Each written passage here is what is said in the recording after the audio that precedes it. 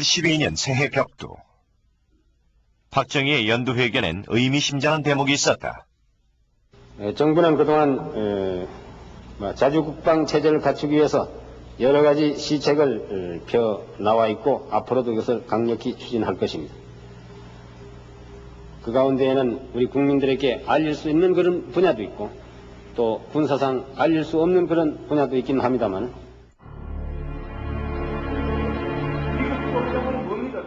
그로부터 20여 년이 흐른 뒤 국회 국방위원회. 70년대 보안사령관 출신의 강창성 의원은 박정희가 비밀리에 핵개발을 추진했다고 단언한다. 78년 박정희는 강창성 의원에게 핵무기 개발이 95% 달성됐다고 말했으며 선우련 비서관에게도 비슷한 얘기를 남겼다는 것이다. 81년 초에는 핵폭탄이 완성된다는 보고를 들었다. 그것을 10월 1일에 여의도 광장에서 공개를 하고 그 자리에서 이제는 한국의 안보에 걱정 없다 하는 것을 국민에게 안심시키고 내가 명예에 제대하겠다. 그런 말씀이죠. 그러나 당시 담당 부처 장관은 이를 전면 부인한다. 자꾸 나한테 물어봐도 내가 모르는 거. 나한테 그 원자폭탄 만드는 거 한다는 얘기 한 사람은 하나도 없어. 제가 실무자의 입장으로 봤을 때는요, 우리나라가 핵무기를 개발할 능력은 없었습니다.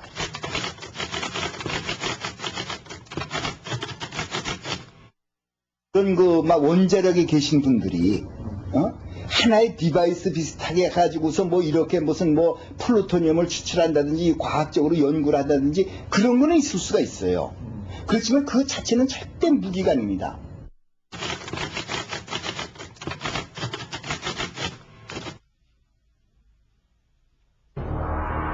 무엇이 사실일까? 78년 미 의회에 제출된 프레이저 보고서. 핵무기 개발 의혹을 뒷받침하는 또 다른 증언이 여기 있다. 한국의 무기개발위원회 소속 전직 고위 관료의 증언에 따르면 70년대 초 이 기구에서는 핵무기 개발 계획을 만장일치로 통과시켰다는 것이다. 무기개발위원회는 실제 했던 조직일까? 그리고 핵무기에 대한 논의가 이루어졌다는 건 사실일까? 무기개발위원회는 철저히 베일에 가려져 있었다. 당시 국방장관 유재홍 씨의 증언. 장관님께서도 무기개발위원회에 참석을 하셨나요? 네, 무기개발 물론 그렇죠. 근데 그 당시에는요, 박 대통령께서 말이죠, 두 가지를 강조하고 계셨어요. 하나는 국방부는 속히 압록강까지 갈 수 있는 미사일 개발해라. 이걸 아주 강조하셨고요. 그리고 두 번째는 같은 회에 참석했지만 우리도 원자탄을 만들어야 한다. 원자탄마다 결국 탄이죠. 그걸 개발해야 한다. 이렇게 두 가지를 그분이 목표를 하고 있었어요. 무기개발위원회의 결정에 따라 국방과학연구소는 야심찬 미사일 개발 계획에 착수한다.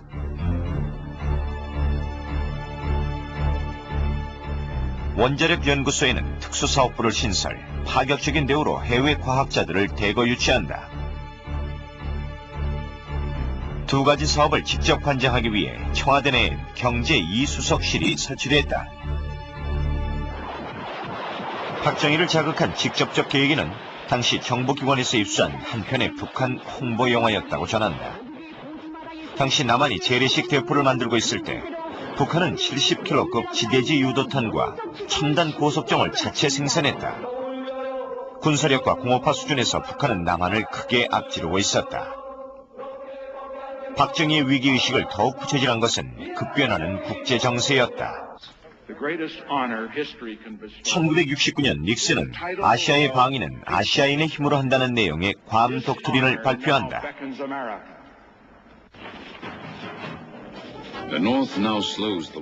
당시 미국은 베트남전에서 고전을 면치 못하고 있었다. 미국 내 반전 여론이 거세게 일자 71년 닉슨은 주한미군 2만 명을 철수한다. 아주 기분 나게 닉슨이 당겨와서 군대 뺀다는 그 말이야. 그럼 자식 하고 말이야.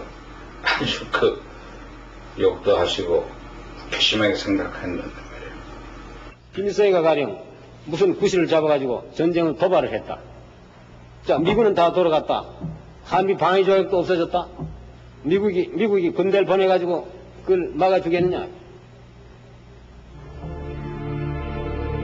72년 국방과학연구소. 박정희는 미사일 개발을 서둘렀다. 그가 주문한 것은 서울에서 평양을 공격할 수 있는 중장거리 지대지 미사일이었다. 처음부터 지대지휘탄 중장거리를 가는 것이 좋으냐, 뭐 조그만 소형 유도탄으로 해가지고 그걸 개발해가지고 단계적으로 쉬운 것부터 이제 올라가는 게 좋으냐, 여러 가지 논의가 돼 있었어요. 그래서 결국은 두 가지 저희들이 그때 박 대통령한테 보고를 했는데, 결국 박 대통령이 그 생각이 결국은 뭐 처음부터 뭐 사소한 것 중간 관계 다 빼버리고 처음부터 중장거리를 가라. 한편 72년 최형섭 관리처장관 일행은 중요 임무를 띠고 프랑스를 찾았다. 핵 재처리 기술을 도입하기 위한 방문이었다. 당시 미국은 원자력법을 개정, 재처리 기술의 해외 유출을 엄격히 통제하고 있을 때였다. 한국은 프랑스 측과 협상을 벌이면서 재처리 기술 도입이 원자력 발전소의 핵연료 공급을 위한 순수한 목적이라고 누차 강조했다.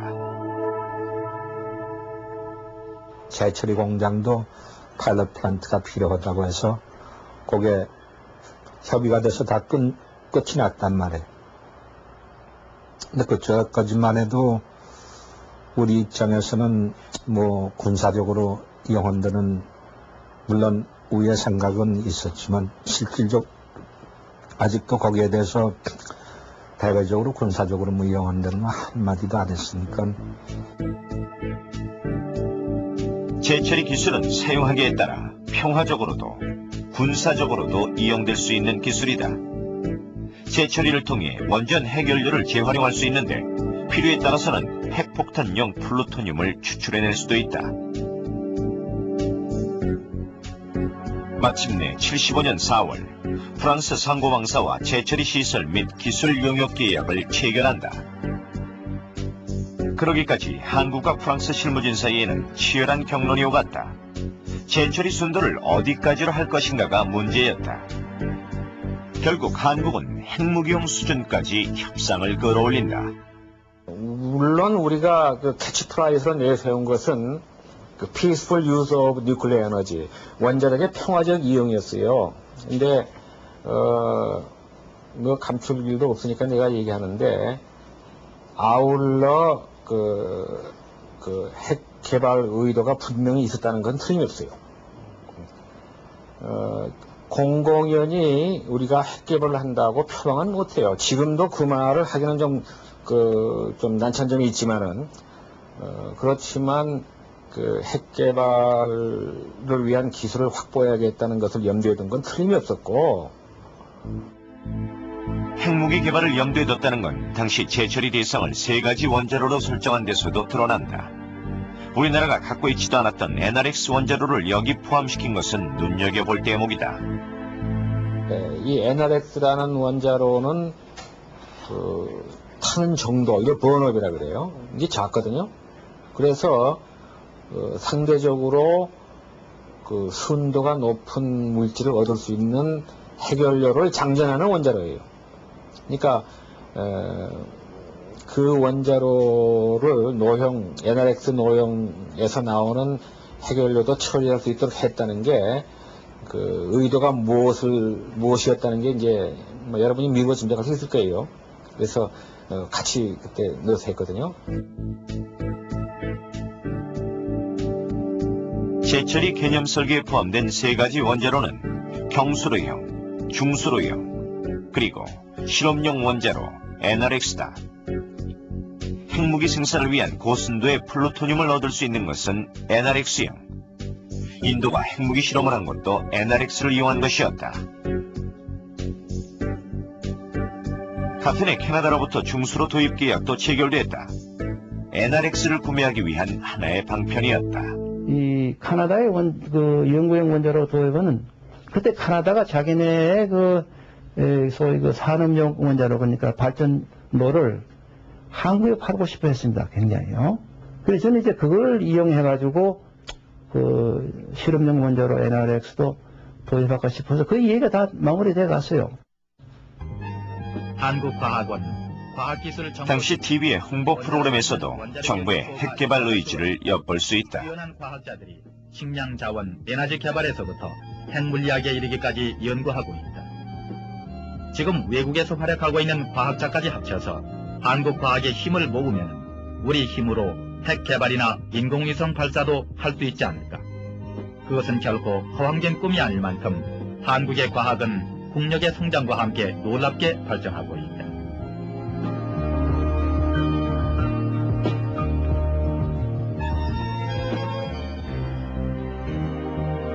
72년경 핵개발 계획에 착수한 이후 불과 3년여 만에 재처리 시설과 NRX 도입이 성사 단계에 와 있었다. 박정희는 핵무기와 미사일 개발을 직접 진두지휘했고 과학자들을 수시로 고무 격려했다. 핵무기 개발은 시간 문제인 듯했다. 이 무렵 주한 미 대사관. 일련의 비상한 움직임에 대해 미국은 촉각을 곤두세우고 있었다. So it so happened that one of the key elements of a nuclear program for South Korea would have to be production of plutonium. And it was evident to us that the plan to purchase a French reprocessing plant would provide plutonium. So a reprocessing plant from France was a key ingredient of any nuclear program in South Korea. 서울 주재 대사관에서 보낸 보고서는 워싱턴의 미 국무성을 긴장시켰다.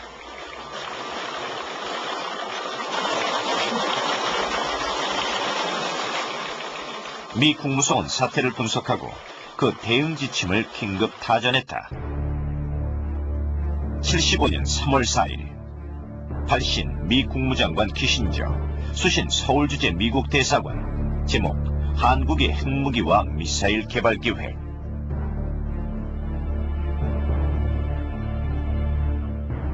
한국은 10년 내에 핵무기와 미사일을 개발할 능력이 있다.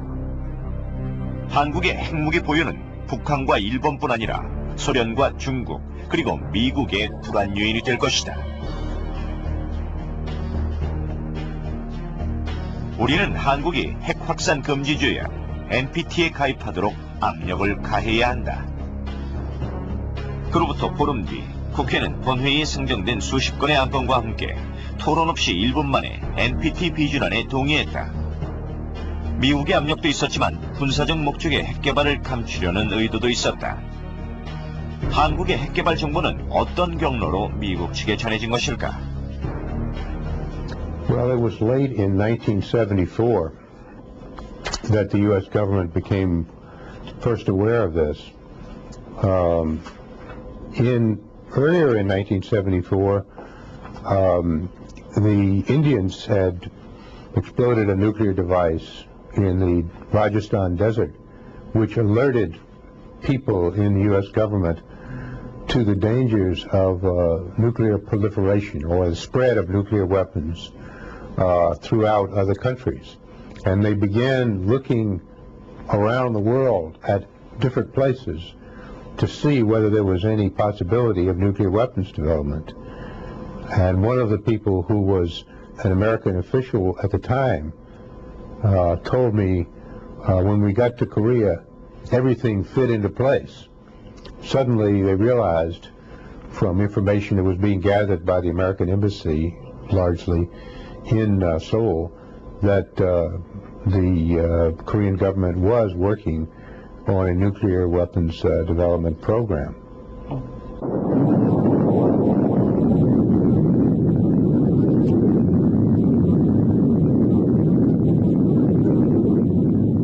(1974년) 인도의 지하 핵 실험은 세계를 경악시켰다. 이것은 당시까지 미국과 소련 등 일부 강대국에만 독점되어 오던 핵기술이 제3세기로 급속히 확산될 수 있음을 보여주는 신호탄이었다. 한국의 핵개발 담당자들은 핵무기 보유가 한국의 대외적인 위상을 높이는 길이라고 확신했다. 경제적으로 큰 소리 치려면은 그래도 인도, 파키스탄 왜 큰 소리 치느냐? 우리나라하고 마찬가지 상황이다 그거예요. 그래서 뭐 그런 얘기가 됐다고 하는데 그건 잘 모르겠고요. 75년 7월 2일 미 국무성에서 백악관에 보낸 비밀 문건. 우리는 프랑스 측에게 한국의 재처리 시설 구입을 취소시키려는 미국의 입장을 전달했다. 문건의 효력은 곧 현실로 드러났다. 75년 12월 파리. 당시 한국은 상고방서와 계약을 체결한 뒤 프랑스 정부의 최종 승인만을 남겨두고 있었다. 드디어 승인을 받기로 한 날 아침. 그날 아침에 제가 그때 이제 윤석헌 대사로 계시던 윤석헌 대사를 모시고 볼란서 외무성 차관하고 아침 9시에 서명하기로 돼 있었어요. 그래서 우리가 볼란서 외무성을 가려고 사무실에 나가 있는데 그건 뭐 거리가 그렇게 멀지 않으니까. 근데 출발하기 바로 전에 외무성에서 전화가 와가지고 오늘 그 서명하기로 한 조인을 좀 연기하자 그래요. 왜 그러냐 그랬더니 아무튼 좀 오늘은 못하겠다. 연기하자. 그래서 못 갔어요. 조인은 못했죠. 그러고 그 후에 그냥 그걸로 끝나버렸어요. 안 됐단 말이에요. 재처리 기술 도입은 이렇게 좌절됐다. 드디어 미국은 청와대에 대표단을 보내 직접적 압력을 행사했다. 한국이 계속해서 기술 도입을 추진한다면 막대한 차관 제공도 취소하겠다고 위협했다. 무슨 협력도 중지하겠다. 뭐에 대한 보조도 중지하겠다. 이런 식으로 쭉 나오면 그 손해란 건 600만 달러 정도가 아니고 훨씬 더 클 수 있죠. 그러니까 여러 가지 이제 비교를 해가지고 어느 쪽이 더 실리에 부합하느냐 이런 생각을 대통령이 안 할 수가 없죠. 국무장인가 있나 정부가 와가지고 재처리 사업 중단할 때 난 이거 확실한 건 아니지만 그 참석했던 사람의 말은 한국에서는 애토믹 에너지에 애자도 안 하는 것이 좋을 것 같다 하는 얘기를 했다 그랬거든.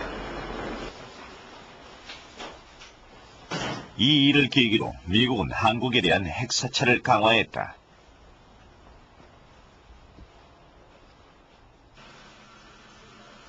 한국의 원자력 산업에 기술적, 경제적 지원을 하는 대가로 군사적 목적의 핵 개발을 철저하게 감시하는 한미 원자력 공동위원회가 설치됐다.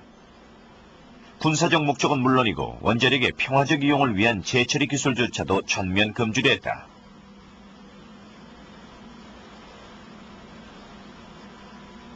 이때부터 주한 미 대사관에는 핵물리학자 출신의 CIA 요원이 상주했다.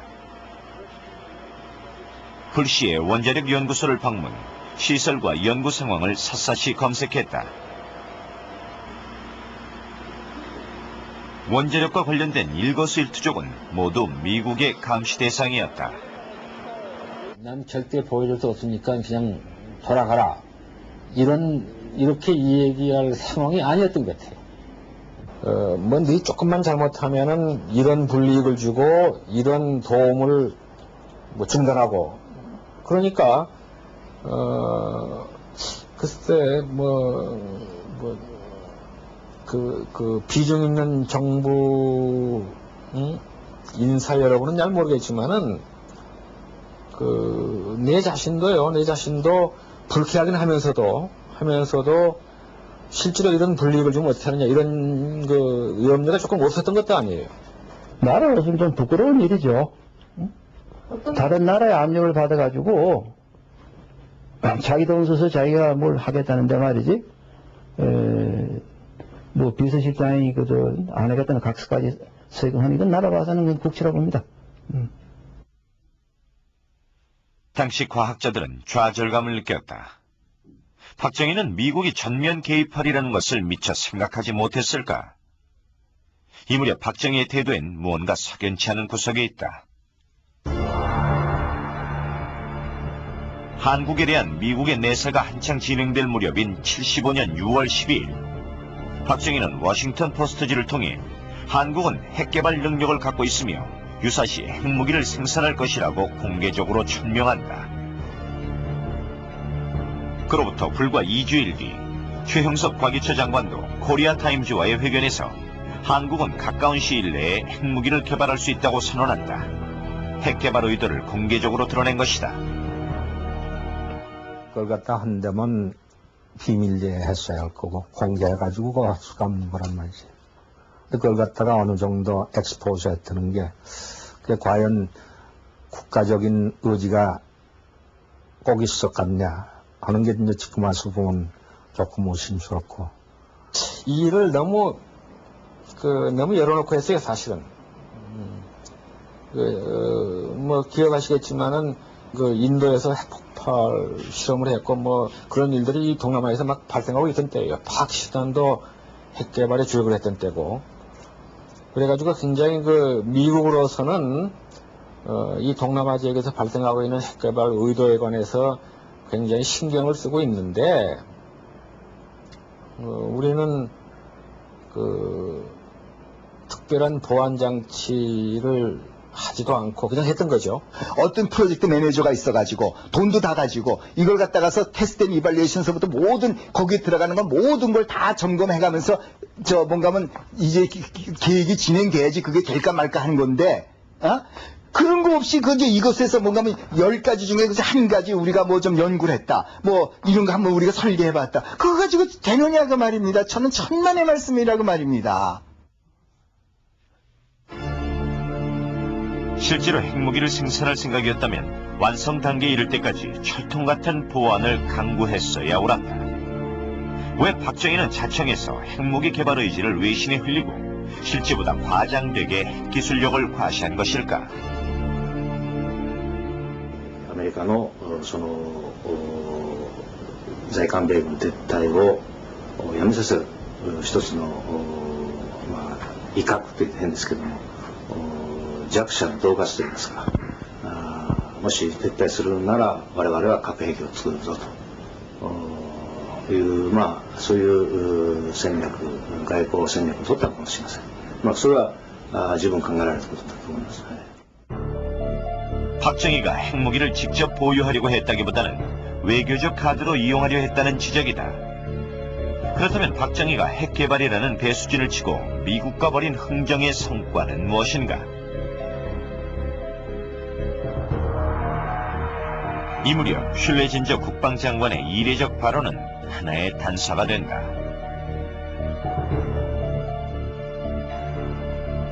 미국이 한국에 핵무기를 배치했음을 공식 확인해준 최초의 발언이었다.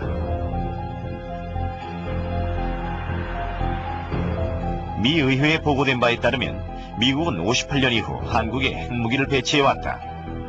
박정희는 미국의 핵무기 철거가 한국의 안보를 위협한다고 생각했다. 박정희 정권이 60년대 말 70년대 초에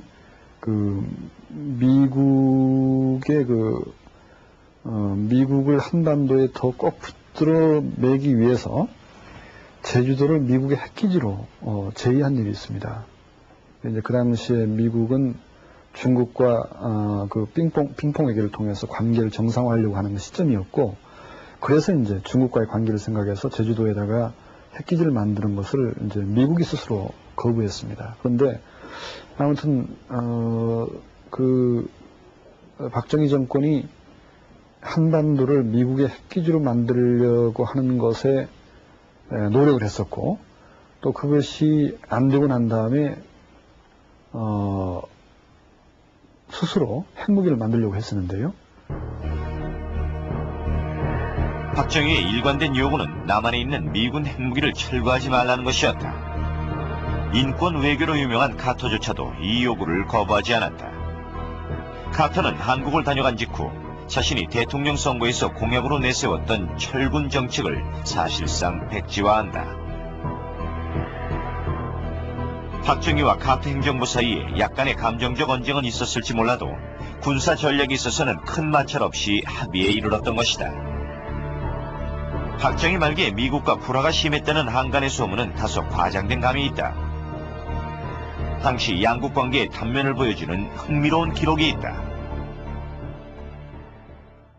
미 백악관에서 당시 두 정상의 대화 내용을 낱낱이 기록한 비밀 메모.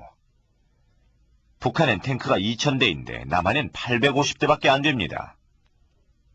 내가 알기론 1050대라고 하던데요. 그 숫자는 좀 변할 수도 있는 겁니다. 오늘 아침에 배시 장군이 그랬습니다. 1000대 이상이라고요.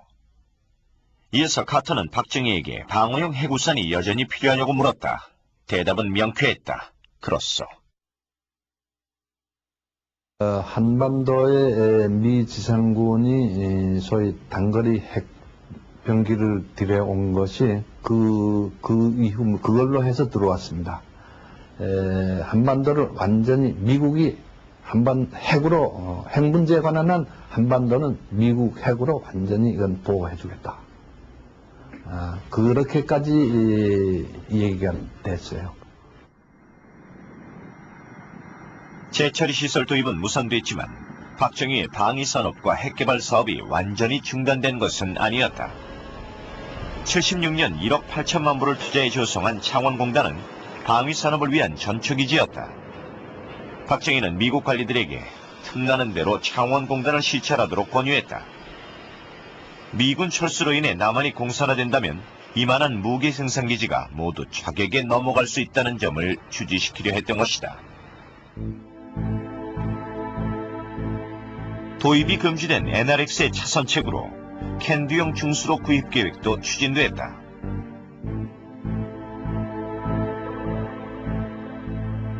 캔두 해결료를 들여올 때 그 가공시험 시설에 문제가 있었습니다. 그래서 그거 할 때는 기계 이름을, 명칭을 조금 위장을 해가지고, 전자용접기다. 뭐다. 이런 식으로, 시설의 이름을 바꿔가지고, 예민한 시설들은 도입을 했어요. 캐나다로부터 들여오려는 캔두형 중수로는 플루토늄을 확보할 수 있는 길이었다. 77년 기공식을 가진 월성 1호기는 이렇게 수입된 캔두형 중수로였다. 76년 이후 본격적으로 시작된 이른바 화학처리 대체 사업. 그것은 재처리 기술의 직접 도입이 무산되고 옹색하게 이름을 바꿔가며 어떻게든 우리 힘으로 기술 개발을 해보려는 시도였다. 과학자들은 산업적 측면에서도 재처리 기술은 꼭 필요하다고 보았다. 좀 무리가 있긴 있었지만은 대체 사업을 함으로 해서 우리가 하고자 했던 재처리의 부분적인 기술 개발은 가능했다고 믿었거든요. 네, 약간의 무리는 좀 있었어요.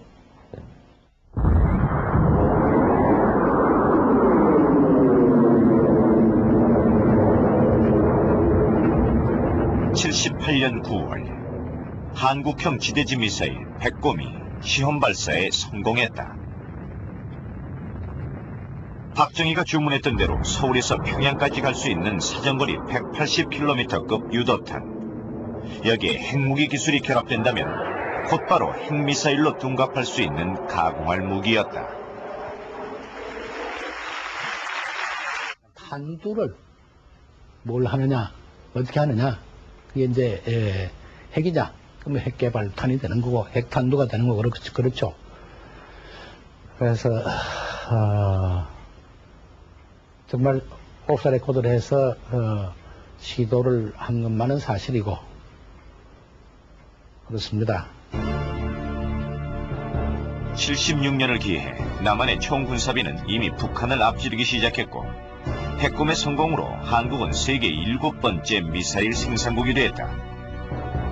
박정희는 암암리에 진행해온 핵무기 개발 사업에 대해 상당한 자신감을 갖고 있는 듯했다. 실제로 당시 핵개발 능력은 어느 정도였을까?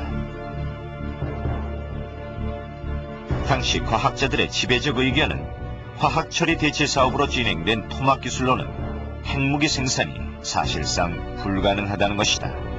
우리나라가 원자탄 만들어가지고 어디서 실험을 하겠어요? 실험하는 원자탄은 정말 소용없는 무기입니다. 정말 그런 무기를 만들어야 된다는 관점에서 볼 때는 저는 무기는 우리나라에서는 도저히 만들 수 없다고 보고 있는 겁니다. 특히 미국의 감시하에서는. 그리고 지금과 같은 국제 뭔가 하면 서로 뭔가 하면 경제가 서로 인터릴레이트돼 있고 말이죠. 서로 연관성이 있는데 우리가 정말 이북식으로 고립해가지고 우리만 살겠다. 원자탄 하나 가지고 우리 그거 뜯어먹고 살겠다. 우리 무역도 안 하겠다. 그러면 가능성이 있을지 몰라요. 그렇지만 그렇지 않고 우리가 그만큼 수출해야 되고 전부 그렇게 해야 되는데 그런 리스크를 왜 집니까?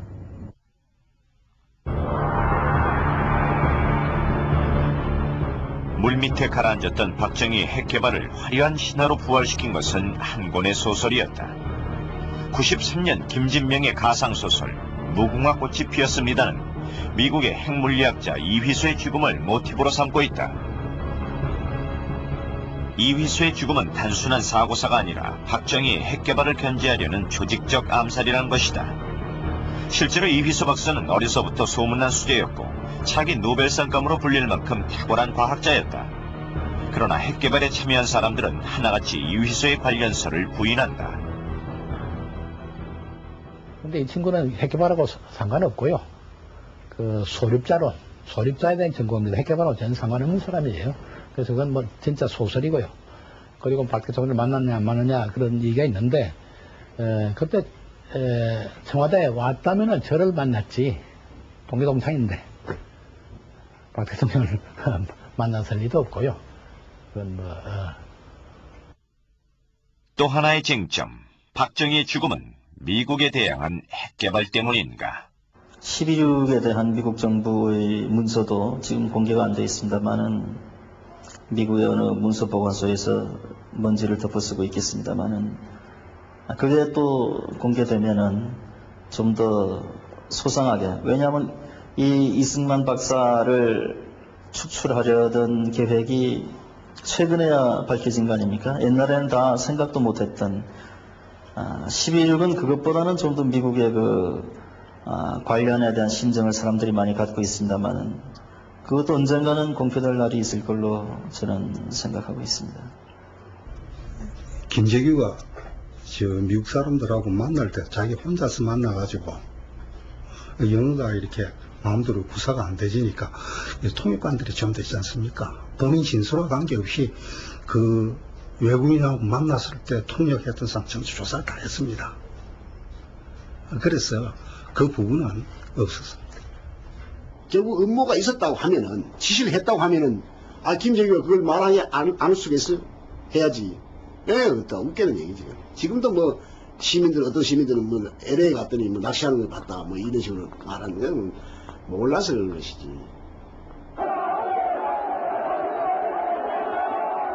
박정희의 죽음 뒤에 미국이 있을지도 모른다는 막연한 추정은 박정희의 반미 성향을 과대평가하는 데서 비롯된다.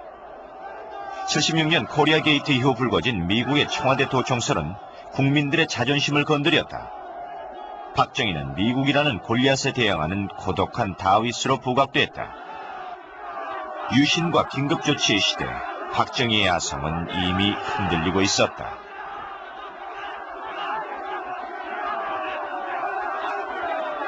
뭐 어떤 사람은 이제 뭐 박 대통령이 뭐 상당히 그 반미적인 그런 성향을 가지고 계시지 않았냐 이런 얘기를 하는데 내가 겪어본 범인에서는 그렇지가 않아요.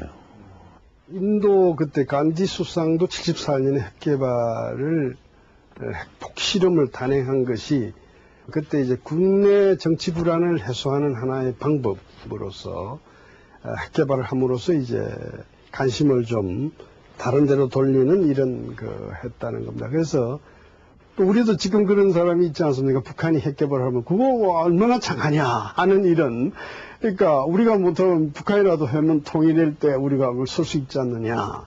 우리 주변 다 이렇게 핵국가인데 이런 어떤 게 있었기 때문에 박 대통령의 어떤 유신체제라 그럴까요? 여기에 대한 어떤 비난에서 만약 핵개발을 단행했으면 국민적 어떤 지지를 모을 수 있는 계기는 됐을 겁니다. 그건 분명히 그런 면은 있죠.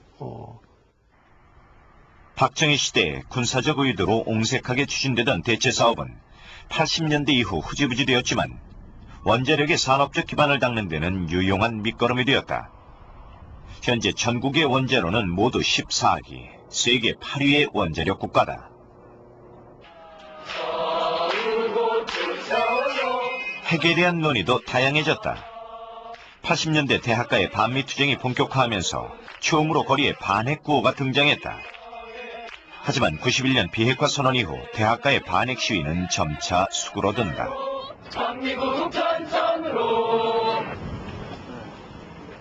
90년대 핵에 대한 관심은 주로 시민운동을 통해 제기됐다.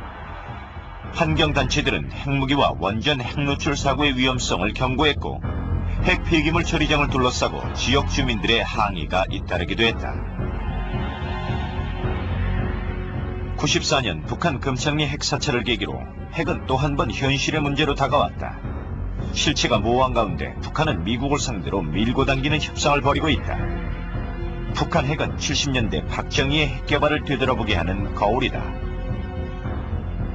강대국이 아닌 나라에서 핵 개발한다는 것이 얼마나 어려우냐, 또 거의 불가능하냐 하는 것을 염두에 두지 않고 그냥 감상적으로 우리도 핵무기를 가져야 되겠다. 특히 주변에 있는 일본이나 중국에 대한 대항 무슨 무기로 무장을 해야 되겠다 하는 이런 감상적인 생각을 한다면은 그것은 너무 좀 이 국제적인 힘의 관계를 아주 단순하게 보는 그런 어린 이야기가 아닌가 그렇게 생각합니다. 결국 남북한에서의 남한과 북한 사이 핵무기 개발 경쟁, 제철 시설 갖기 경쟁 이런 것도 사실은 결국은 가난한 약소국가들끼리요.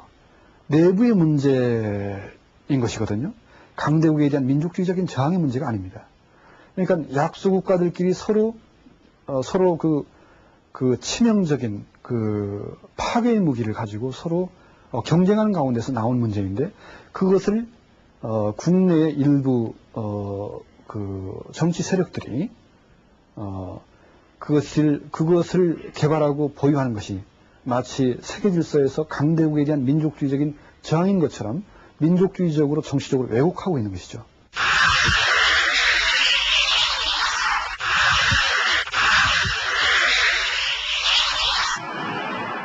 박정희의 핵 개발은 위태로운 도박이었다. 목적이 핵무기 생산 그 자체는 아니었다 하더라도 핵 개발 능력을 무기 삼아 외교적 협상에 이용하려고 한 것은 사실이다. 그 협상의 목표는 미군의 핵무기 배치. 박정희는 자주 국방을 내세웠지만 미국에 대한 군사적 의존도는 더욱 심해졌다.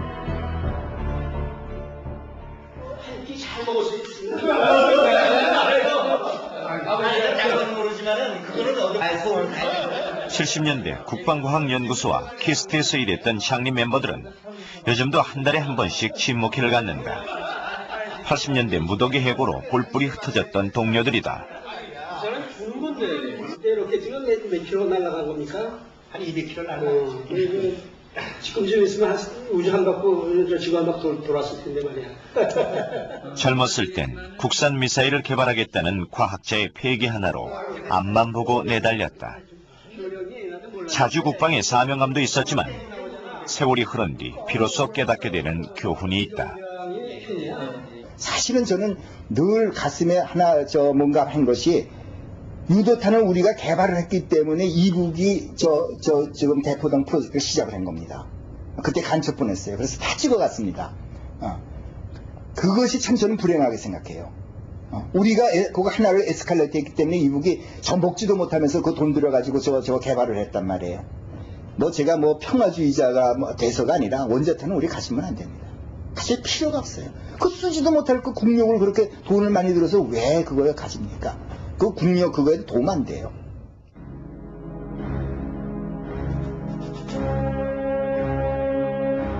(70년대) 박정희에게 핵은 힘이었고 힘은 모든 것에 우선하는 미덕이었다. 적대적인 군비 경쟁으로 이어진 냉전 이데올로기,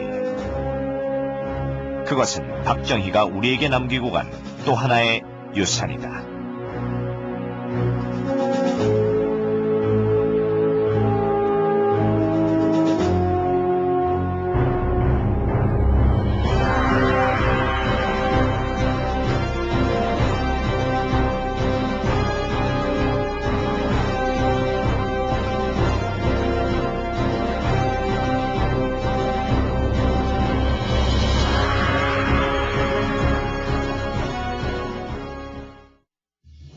미군들이 들어와가지고 전부가 지금 다 동네 다 끄잡아냈는데 저 피난민 포위를 완전히 한 거요.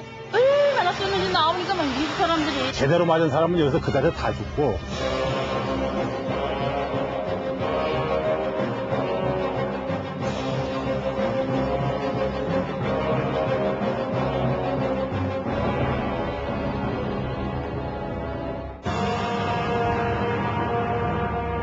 왜 그랬는지, 왜 미국 사람이 우리를 죽였는지. 세상에 어지간한 것 같아요. 어제.